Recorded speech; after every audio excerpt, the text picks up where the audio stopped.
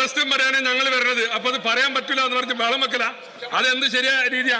അപ്പോ മന്ത്രി പറഞ്ഞ കണക്കുകളൊന്നും ശരിയല്ല സാർ.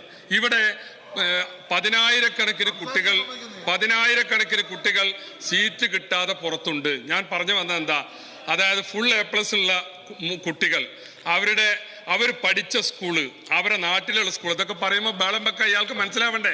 പഠിച്ച സ്കൂളിനൊരു മാർക്കുണ്ട്, ഒരു ഗ്രേസ് മാർക്കുണ്ട്, പഞ്ചായത്തിന് ഒരു ഗ്രേസ് മാർക്കുണ്ട്. ഇതൊക്കെ കൂട്ടിയിട്ടും ആ ഫുൾ A+ കാരികൾക്ക് അല്ലെങ്കിൽ ആ ഫുൾ A+ ഉള്ള കുട്ടികൾക്ക് ഇത്തവണത്തെ ഫസ്റ്റ് അലോട്ട്മെന്റിൽ സീറ്റ് കിട്ടിയിട്ടില്ല. ഇത് പറയുമ്പോൾ അവിടുന്ന് ഇങ്ങനെ കുരക്കുന്നതിൽ എന്താ അർത്ഥമല്ല സാർ? ഇതൊരു വിദ്യാർത്ഥികളുടെ പ്രശ്നമാണ്.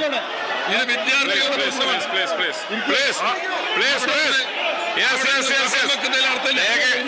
അസഭ്യമായ അൺപാർലമെന്ററിയായ ഒരു വാക്കും രേഖയിൽ ഉണ്ടാവില്ല. അൺപാർലമെന്ററിയായ ഒരു വാക്കും രേഖയിൽ ഉണ്ടാവില്ല. നിങ്ങൾ ഉപയോഗിച്ച വാക്ക് അൺപാർലമെന്ററിയാണ്. അത്തരം വാക്ക് ഉണ്ടാവില്ല.